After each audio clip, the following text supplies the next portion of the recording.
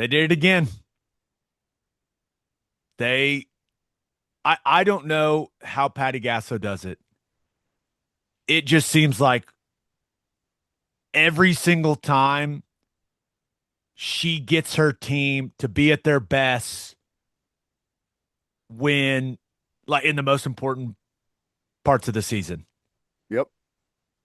And make no mistake, like this is a team that there are some softball people out there that didn't think this was a women's college World Series team Right. because of the youth, because of all the new pieces, questions about the pitching, and they're headed to their ninth straight women's college World Series after taking care of Bama in two games. Ted, this is not normal.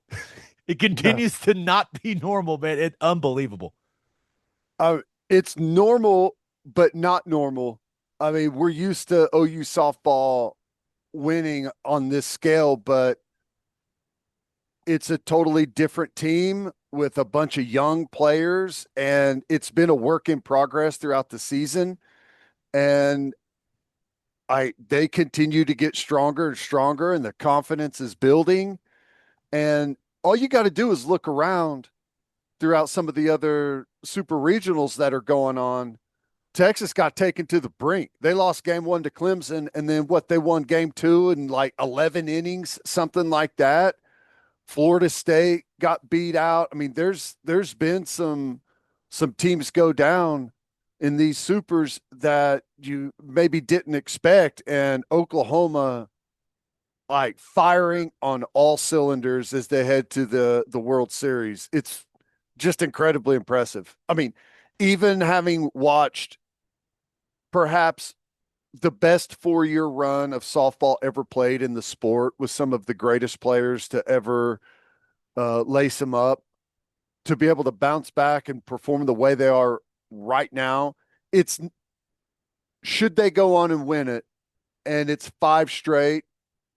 The rest of the softball world may not see it the way that we do, and how incredibly impressive it's been for Patty Gasso and that coaching staff and these players, honestly, to pull together a bunch of new players and establish leadership and just figure things out as they go. And right now, I mean, I don't they're playing the best softball in the country right now. I don't think Who else you anyone's gonna going to take? argue against that. Right? So it's it's unreal. It was a lot of fun to watch. And remember, this was a team that this Bama team they got them in the regular season, beat them 2 out of 3, and this thing was just never in doubt. Like you look at game one, I didn't even think Sam Landry like had her best stuff, but it felt like every single time Bama was threatening, she just shut the door in their face. And I was really really impressed. And typically, hey, when you're at your best, when the pressure is on, you typically call that clutch. And I'm starting to think that Sam Landry's got the clutch gene, man. Because Yeah. anytime it felt like they had a runner in scoring position, she just she just got outs, man. Yep. Incredibly impressive.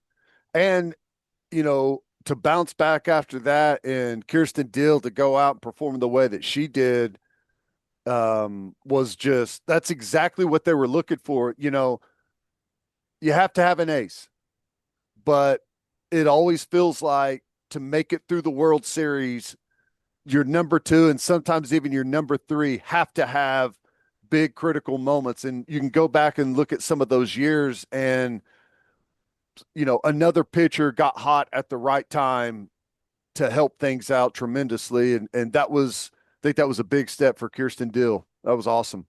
I thought what she did in that second inning of game two, where, hey, looks like you're in a bit of a jam, and then back to back strikeouts, and you're like, okay.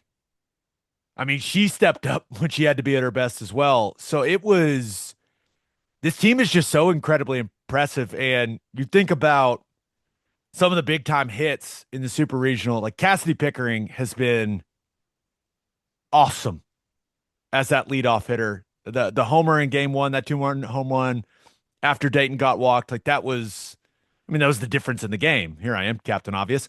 But Gabby Garcia continues to just destroy the softball. Yep.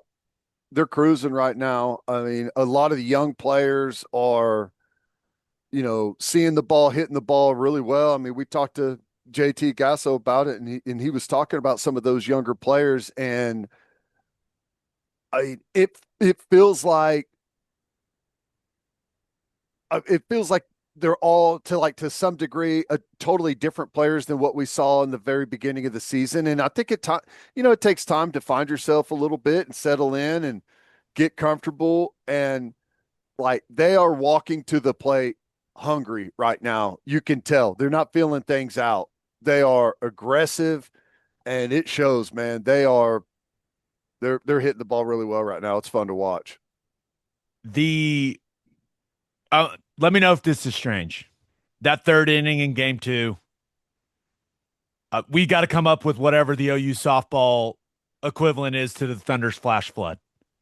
Yeah. That was, I don't know what you want to call it, but oh my gosh, that was impressive. But maybe I'm a weirdo. In that entire sequence, during the entire third inning onslaught, I think my favorite play was the Agbayani sacrifice bunt. Dude, I don't know what it says about me. I love a sacrifice bunt. I love a little small ball, man. I Yeah. just loved that play. Yeah, whenever you can pull it off and you lay a bunt down beautifully like that, it's fun to watch. It's poetry in motion, Gabe. It's a selfless act on the diamond. It's great to play small ball, move runners, bunt, and then also blast the ball into the stratosphere all in the same inning. It's everything all wrapped up into one. It's fun. Do you want Nebraska or Tennessee? Well, That game, first pitch is, we're recording this. The first pitch is in like an hour and a half. it's been awesome. I Storyline wise, I would love to see Jordy Ball, but I mean, I don't know. She is legit. So storyline, I think that's probably the best, but it's incredibly dangerous what a pitcher like that can do. And I know Tennessee has great pitching as well, but like it's one of the I don't know that there's a right answer. It's kind of careful what you wish for with both of those teams. I I think I want Nebraska just because, come on, man. How fun would that be? It would be awesome. Hey, sign me up for that. I love Jordy Ball. I think she's amazing. So that would be great because if we were able to beat her, I I'm still just continuing to say that she's going to transfer to Oklahoma next season. I don't know why, but I'm just going to continue to say it. She's Just coming speak it back. into existence, Ted. She's coming back. 9 straight Women's College World Series appearances for Oklahoma softball. They're 18th overall. The level of consistency, the level of consistent excellence is just crazy, man. I mean, credit to Coach Gasso and these women. This program, I believe this program has single-handedly grown the game of softball. And it's just really cool, man, that it's our alma mater. Like it is an absolute joy to watch this program do its thing. And like to me, it comes full circle whenever the game's coming on and you see that stadium. I don't know, 5,000 people, whatever, just packed in there. Beautiful stadium. I mean,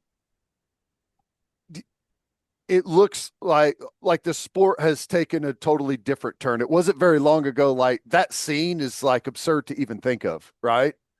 And now it's what we get day in, day out with them. It's incredible. Just like just pencil it in on the calendar every year. It's great. It's crazy. Right. 50 wins, ninth consecutive 50 win season as well. That's how you rack up the victories pretty quick if you're Patty Gasso, right? Unbelievable. Congratulations, ladies. We'll see you in Oklahoma City.